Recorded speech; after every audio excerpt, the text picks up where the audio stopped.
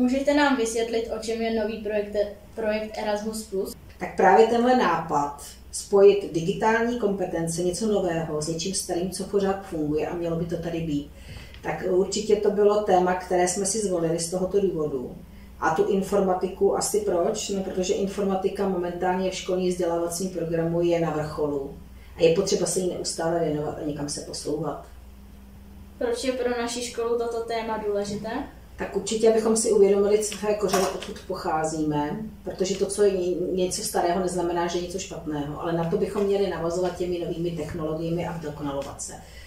Jak bude projekt Erasmus Plus probíhat a co od něj očekáváte? Tak probíhat bude vlastně ve 2 zemích, to znamená na Slovensku a v Estonsku. Bude probíhat několika formami, ať už to budou 2 skupinové výjezdy žáků mobilit na Slovensko, do Vranova na Toplou, ať to bude stínování učitelů jak ve Vranově, tak v estonském Jehvi, pak to bude výukový program, který mám já a paní učitelka Věra Slámová, to máme právě na Slovensku v tom Vranově a určitě k tomu se váže spousta dalších aktivit, už jsou to projektové dny, prezentace a další aktivity.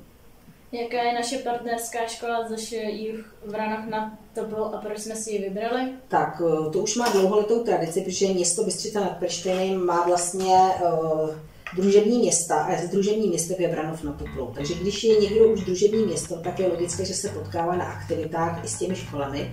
A právě takhle jsme se dali dohromady se školou Vranov na Toplou Juh, ze kterou už vlastně budeme mít 3. tady ten mezinárodní projekt Erasmus+.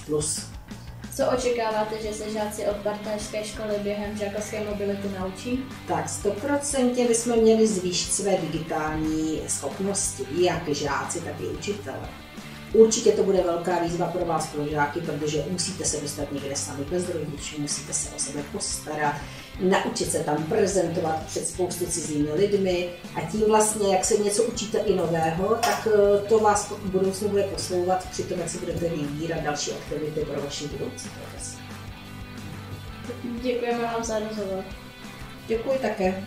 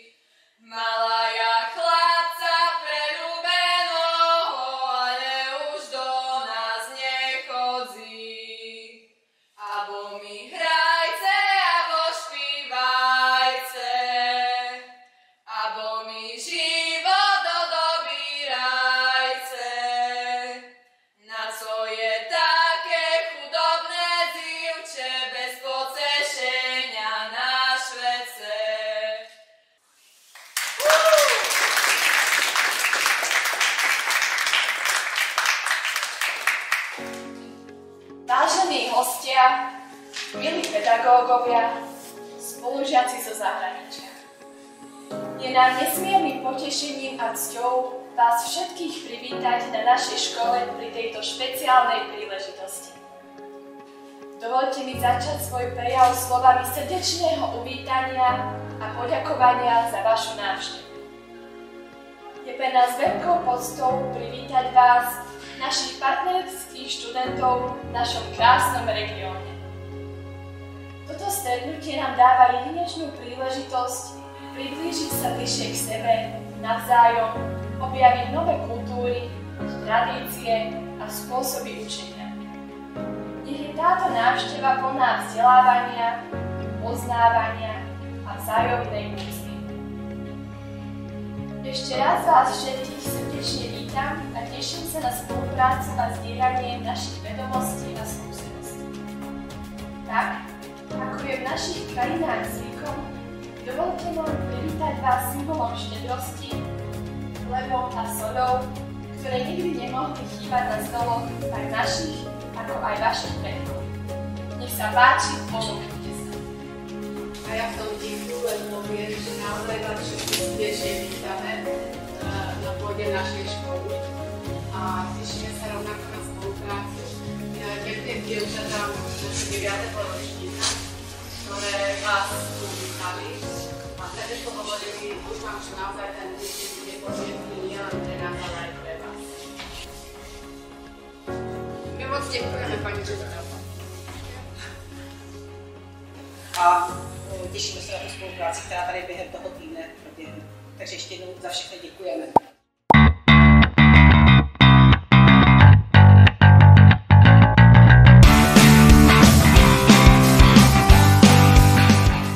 Jenom stručně představit vaši školu a její historii. Naša škola patrí k najstarším školám v rámci mesta, je teda úplne najstaršia. V súčasnej dobe má 91 rokov, ale v rámci fungovania v priestoroch a v tejto budove v roku 2025 budeme oslavovať 50. výročie. Za tie roky prešla mnohými zmenami. Bola to všeobecná základná škola, potom to bola základná škola zameraná na matematiku a už viac ako 20 rokov je tu škola, ktorá okrem iného je zameraná na šport. Viac menej športovo, ale neustále sa vyvíjame. Naším heslom je, že učíme rozumom, učíme srdcom a učíme pre život. Tam na našej škole fungujú športy volejbal, judo, stolný tenis a teraz ako nový šport už druhý rok máme hokejbal. V rámci vyučovacieho procesu naozaj veľký dôraz kladieme na informatiku. Máme aj triedy s vyučovacím predmetom robotika a s rozšíreným vyučovaním informatiky. No a naozaj sú to tie cudzie jazyky, kde učíme anglický jazyk, nemecký jazyk a ruský jazyk. Informatiku využívam len naozaj z nutnosti, keď musím pracovať, vytvárať tabuľky, písať, robiť prezentácie a tak ďalej. Ale obdivujem našich informatikov, čo dokážu, ako vedia programovať, ako vedia pracovať s robotikou i so všetkým. Ale nie je to podstata môjho života. Naozaj pre mňa sú veľmi dôležité tie tradície. O chvíľu nás čakajú Vianoce a tam sa dá povedať, že tých tradícií máme veľmi veľa, ako my, tak aj vy. Máme zrejme aj veľmi podobné tradície. Ďakujem. Ja som veľmi rada, že som mohla s vami viesť tento rozhovor. Prajem vám, celej škole, vašim pedagógom veľa úspechov, určite krásne vianočné sviatky a teším sa na ďalšie stretnutie. Ďakujem.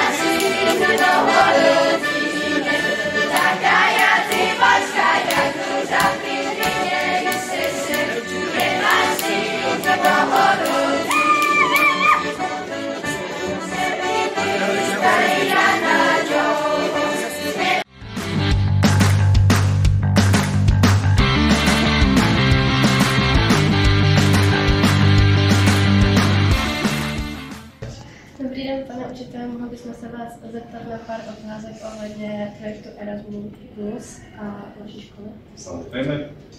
Jaké předměty vyučujete? Na našej škole vyučujem predmety výtvarná výchova a informatika. Čo sa týka týchto dvoch predmetov, výtvarnú výchovu vyučujem v dvoch triedách, deviatackých. A čo sa týka informatiky, vyučujem celý druhý stupeň od 5. až po 9. ročník.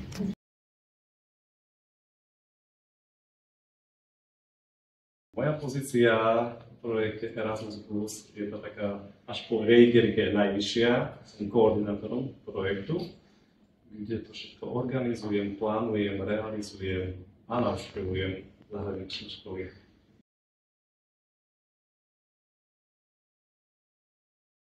Samozrejme, tak ako je to pre vás, je to aj pre nás veľmi zaujímavé, prínosné.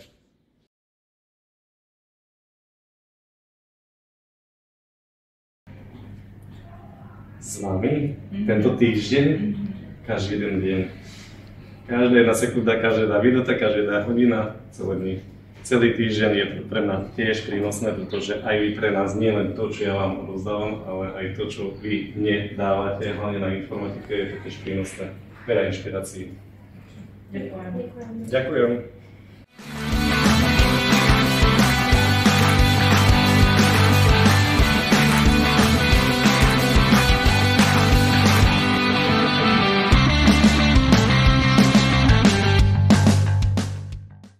Můžeme se tě zeptat na pár otázek.